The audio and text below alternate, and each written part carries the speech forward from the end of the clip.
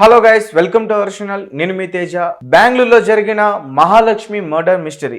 అసలు ఏం జరిగింది, ఎలా జరిగింది, ఎవరైతే హంతకుడు ఉన్నాడో ఆ హంతకుడు చాలా డేంజర్.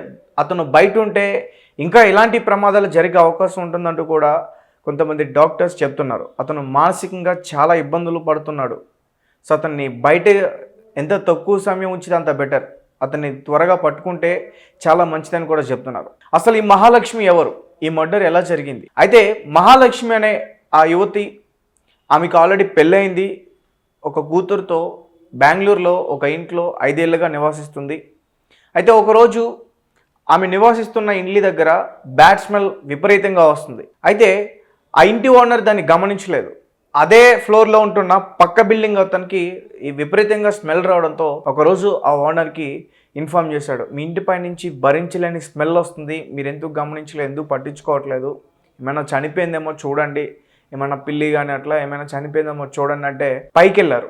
కానీ ఎక్కడ కూడా వాళ్ళకి ఏం కనిపించట్లే. కానీ ఆ పెంట్ హౌస్ మాత్రం డోర్ లాక్ చేస్తుంది, అది మొత్తం కీ వేసేసి ఉంది. అయితే దాన్ని ఓపెన్ చేయడానికి వాళ్ళకి భయం వేసింది. అసలు లోపల ఏం జరిగిందో ఏమైందో తెలియదు, మనకెందుకు వచ్చిన సమస్య అని చెప్పేసి ఆమె ఎవరైతే మహాలక్ష్మి ఉన్నదో వాళ్ళ మదర్కి కాల్ చేశారు. అంటే ఆమె ఇక్కడికి వచ్చినప్పుడు వాళ్ళ మదర్ నెంబర్స్ అలాగే వాళ్ళ సిస్టర్ నెంబర్స్ కూడా ఆ ఓనర్స్ తీసుకున్నారు, ఎప్పుడైనా ఏదైనా ఇబ్బంది అయితే మాట్లాడడానికి అని చెప్పి. అయితే వాళ్ళకి ఇన్ఫామ్ చేశారు. వాళ్ళు నేపాల్ నుంచి వచ్చారు. ఈ మహాలక్ష్మి అనే యువతిది నేపాల్ నుంచి బెంగళూరు వచ్చి ఇక్కడ ఒక హెయిర్ స్టైల్స్లో జాబ్ చేస్తుందంటూ కూడా చెప్తున్నారు. ఇంకా నిజాలన్నీ కూడా బయటకు రావాల్సి ఉంది. అయితే మొత్తానికి వాళ్ళ పేరెంట్స్, మా దగ్గర ఒక కీ ఉంది, ఇంకొక కీ ఉంది, ఆమెకు సంబంధించిందని చెప్పారు. అయితే అది తీసుకుని వాళ్ళు వెంటనే వచ్చారు ఇంటి దగ్గరికి. వచ్చిన తర్వాత ఓపెన్ చేశారు. ఓపెన్ చేయగానే విపరీతమైన స్మెల్, భరించలేని స్మెల్. ఒక ఆమెకైతే కళ్ళు తిరిగి కింద కూడా పడిపోయిందని చెప్తున్నారు. అంత దారుణంగా స్మెల్ వస్తుంది. అసలు ఎన్ని రోజులైంది, దాదాపు 15 to 20 days వరకు కూడా అయి ఉండొచ్చని కూడా ఒక అంచనా వేస్తున్నారు. మొత్తం సీసీ కెమెరా ఫుటేజ్ అన్ని విధాలుగా చెక్ చేస్తున్నారు. అయితే లోపలికి వెళ్ళగానే మొత్తం కూడా ముక్కలైపోయి ఉన్నది బాడీ. హంతకుడు ఆమెను అతి దారుణంగా చంపి ముక్కలు చేసి ఒక ఫ్రిడ్జ్లో పెట్టాడు. 59 ముక్కలు. ఇప్పటివరకు వచ్చిన రిపోర్ట్స్ ప్రకారం 59 ముక్కలు.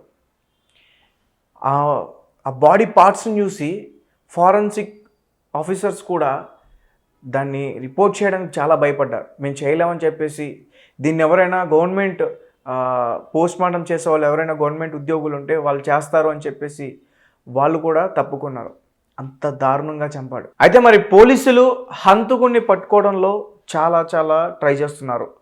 అతన్ని పట్టుకునే సమయంలో మహాలక్ష్మి గురించి చాలా విషయాలు తెలిసాయి. ముఖ్యంగా మహాలక్ష్మికి ఆల్రెడీ మ్యారేజ్ అయింది. అతను కూడా ఇక్కడే బెంగళూరులో కలిసి ఉండేవాడు. కలిసి ఉన్నప్పుడు మహాలక్ష్మికి ఎక్కువగా ఈ హెయిర్ స్టైల్స్ అన్నా లేకపోతే అందంగా కనిపించాలి, మంచిగా బయటకు వెళ్ళాలి, ఈ డ్రెస్సింగ్, మోడలింగ్ ఇవన్నీ కూడా తనకి చాలా ఇష్టం. అప్పుడు తను అలాగే ప్రవర్తించేది.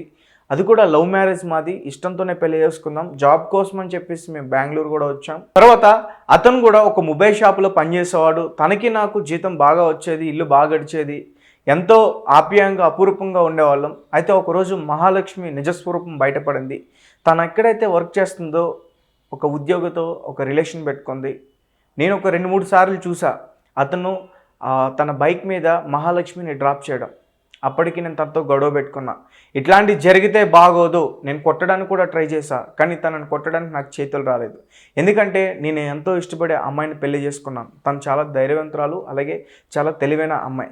అలాంటి అమ్మాయి ఇలా చేస్తుందని కూడా నేను ఎప్పుడూ అనుకోలేదంటూ కూడా తను ఈ విషయాలన్నీ కూడా చెప్పాడు. అయితే అమ్మాయి ఒక ఉద్యోగస్తుడితో ఎఫ్ఐఆర్ పెట్టుకుంది. అది ఆ అమ్మాయి నిజస్వరూపం మొత్తం కూడా ఇతనికి తెలిసిపోయింది. ఒకరోజు ఎక్కడున్నావు అని చెప్పి కాల్ చేస్తే నేను ఆఫీస్లో ఉన్నానంటూ చెప్పి ఆ అమ్మాయి ఒక మార్కెట్లో ఆ వ్యక్తితో కనిపించింది. అది చూసి అతను జీర్ణించుకోలేకపోయాడు. మొత్తానికి ఆమెతో ఫైట్ చేశాడు. నువ్వు ఉద్యోగం మానేస్తావా, మానేయవా, నువ్వు మానేయకపోతే నాకు వద్దు అని చెప్పేసి చాలా ఫైట్ చేశాడు. మొత్తానికి గొడవలతో వాళ్ళందరూ నేపాల్ వెళ్ళారు. నేపాల్ వెళ్ళిన తర్వాత అక్కడ కూడా ఇదే తరహాలో గొడవలు జరగడంతో మొత్తానికి అతను అక్కడే ఉండిపోయాడు. ఇంకా తనతో నా వల్ల కాదు అని చెప్పేసి ఉండిపోతే ఆ అమ్మాయి మాత్రం బెంగళూరు వచ్చి మళ్ళీ జాబ్ చేసుకోవడం మొదలుపెట్టింది. ఒక హెయిర్ మోడలింగ్ సంథింగ్ దేంట్లోనో వర్క్ చేస్తుందంటూ కూడా చెప్తున్నారు. అయితే ఎవరైతే ఉద్యోగస్తున్నో అతనితో రిలేషన్ కట్ చేసింది. తనకి ఒక 5 సంవత్సరాల పాప ఉంది. ఆ పాపతో పాటు ఇప్పుడు ఆమె ఎక్కడైతే చనిపోయిందో అదే ప్రదేశంలో ఉంటుంది. తర్వాత మహాలక్ష్మి ఇక్కడ ఉంటున్నప్పుడు ఇవన్నీ ఇప్పుడు నేను చెప్పే అన్నిటి కూడా పోలీసులు ఆ అమ్మాయి గురించి ఎంక్వైరీ చేస్తుంటే ఆ అమ్మాయి చేసిన తప్పులన్నీ కూడా బయటపడ్డాయి. మరొక వ్యక్తితో కూడా ఆమె రిలేషన్ పెట్టుకుంది. మొహమ్మద్ షరీఫ్, మొహమ్మద్ అష్రఫ్ అని చెప్పేసి అంటున్నారు ఒక పేరు. అతనితో కూడా ఒక రిలేషన్ పెట్టుకుని తర్వాత మళ్ళీ కట్ చేసింది. సో మరి ఇతనే ఈ హత్య చేసుంటాడా అని చెప్పేసి పోలీసులు కోణంలో అతన్ని విచారించడానికి ప్రయత్నించారు. అతని ఫోన్ ట్రేస్ చేశారు. అలాగే మహాలక్ష్మి ఫోన్ కూడా ఎక్కడైతే ఆమె హత్య చేయబడిందో అక్కడ ఆ ప్రాంతంలో ఒక తల దిన్ను కింద ఫోన్ దొరికింది. అది స్విచ్ ఆఫ్ అయిపోయి ఉంది అని చెప్పేసి కూడా ఒక న్యూస్ రావడం మనం విన్నాం. అయితే ఆ ఫోన్ కూడా మొత్తం కూడా చెక్ చేశారు. ముందుగా పోలీసులకి వాళ్ళ హస్బెండ్ మీద డౌట్ వచ్చినప్పుడు అతను ఈ విషయాలన్నీ కూడా చెప్పాడు. ఇలా జరిగింది, నేను అప్పుడు తను చాలా మార్చాలని ట్రై చేశా, కానీ తను మారలేదు, నాకు వద్దని చెప్పేసి నేను విడిపోయాను అని చెప్పేసి ఈ విషయాలన్నీ కూడా పోలీసులకు చెప్పారు. అంటే తన మీద కోపంతో ఆ హస్బెండ్ ఏమైనా చేసి ఉంటాడా అనే ఆ కోణంలో ఆలోచించారు. కానీ ఎంత ట్రై చేసినా ఈ మర్డర్ ఎవరు చేశారనేది కూడా తెలియట్లేదు. ఒక పక్క సీసీ కెమెరాలు చెక్ చేస్తున్నారు, ఫోన్ ట్రేస్ చేస్తున్నారు, అయినా హంతకుడి యొక్క ఆచూకీ తెలియట్లేదు. అయితే పోలీసులు చేస్తున్న ఇన్వెస్టిగేషన్లో మరొక ఎఫ్ఐఆర్ న్యూస్ కూడా బయటకు వచ్చింది. ఆమె ఒక్కరితో పెట్టుకోలేదు, ముగ్గురితో పెట్టుకుంది. మూడో వ్యక్తి షాపింగ్ మాల్లో ఒక బాయ్గా వర్క్ చేస్తాడు, అతనితో రిలేషన్ పెట్టుకుంది. అది చూసి మొహమ్మద్ షరీఫే ఈ హత్య చేసుంటాడని పోలీసులు భావిస్తున్నారు.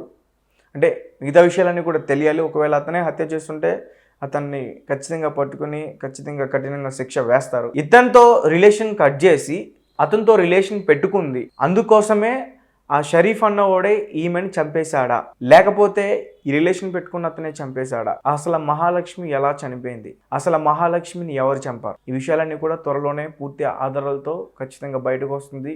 హంతకుడు ఎక్కడున్నా, ఎలా ఉన్నా, ఏ ప్రాంతంలో ఉన్నా, ఏ ప్రదేశంలో ఉన్నా మన ఇండియన్ పోలీస్ ఖచ్చితంగా అతన్ని పట్టుకుని శిక్షిస్తుందని కూడా మనందరం కూడా బలంగా నమ్ముదాం. అయితే ఇక్కడ మనం కొన్ని విషయాలు తెలుసుకోవాలి. ఒక రకంగా ఆమె హత్య చేయబడడానికి కారణం ఆమె చేసిన తప్పులే. ఆమె చేసిన మొదటి తప్పు వాళ్ళ హస్బెండ్ని దూరంగా పెట్టడం, మరొక వ్యక్తితో రిలేషన్ పెట్టుకోవడం. అది కూడా పూర్తిగా రిలేషన్ పెట్టుకుని అతనితో ఉండలేదు, మళ్ళీ అతనితో కట్ చేసి మరొక వ్యక్తితో పెట్టుకుంది, అతనితో కూడా కట్ చేసి మరొక అతనితో పెట్టుకుంది. సో ఇలా చేయడం వల్ల ఆమె హత్యకు ఆమె కారణమైంది. ఈ వీడియో చూస్తున్న అమ్మాయిలు చాలా విషయాలు నేర్చుకోవాలి. బయట ప్రపంచంలో చాలామంది అబ్బాయిలు మనకి యాపిల్ ఫోన్ చూపించి, లేదంటే ల్యాప్టాప్ చూపించి, డైలీ సినిమాలకి, పబ్బులకి, షికార్లకి, ప్రతి దానికి తీసుకెళ్ళి మన కోసం డబ్బులు ఖర్చు పెట్టి మనల్ని అన్ని రకాలుగా వాడుకొని వాళ్ళు మనల్ని ఖచ్చితంగా వదిలేస్తారు. మన వల్ల ఎక్కడ ఇబ్బంది అవుతుందనే వాళ్ళు తెలుసుకున్నారంటే మనల్ని ఖచ్చితంగా హంతం చేస్తారు. సో ఈ విషయమే ఈ అమ్మాయి దగ్గర కూడా జరిగింది. కాకపోతే ఇందులో నలుగురితో రిలేషన్ పెట్టుకుంది, ఒక అబ్బాయి మాత్రం తనని ఇష్టంగా ప్రేమించాడు, అది భరించలేక అతను చంపేశాడంటూ కూడా చెప్తున్నారు. మీ అందరికీ స్పైడర్ సినిమా తెలుసా? మహేష్ బాబు స్పైడర్ సినిమాలో సూర్య గారు చేసిన పాత్ర సేమ్ ఈ హంతకుడు కూడా అలాంటి మనస్తత్వం అని చెప్పేసి డాక్టర్స్ చెప్తున్నారు. అతను వేరే వాళ్ళు తనకి నచ్చని పని చేస్తే ఖచ్చితంగా అతను చంపేస్తాడు, చంపేసిన తర్వాత తను ఫీల్ అవుతాడు, సాటిస్ఫై అవుతాడంటూ కూడా చెప్తున్నారు. సో వీలైనంత వరకు అతన్ని ఎంత త్వరగా పట్టుకుంటే అంత మంచిది, లేకపోతే చాలా డేంజర్. అలాగే అతన్ని పట్టుకున్న అతను ఏదైతే జైల్లో పెడతారో అక్కడ జైల్లో ఉన్న ఖైదీలను కూడా చంపే అవకాశం ఉంటుంది. సో కాబట్టి అతనికి పట్టుకున్న తర్వాత ముందుగా ట్రీట్మెంట్ ఇవ్వాలి, ఆ తర్వాత అతనికి శిక్షలు వేయాలంటూ కూడా చెప్తున్నారు. సో గైస్ చూద్దాం, మనం జాగ్రత్తగా ఉండాలి, లేదంటే చాలా ఇబ్బందులు అయితే ఎదుర్కొంటాం, ముఖ్యంగా అమ్మాయిలు.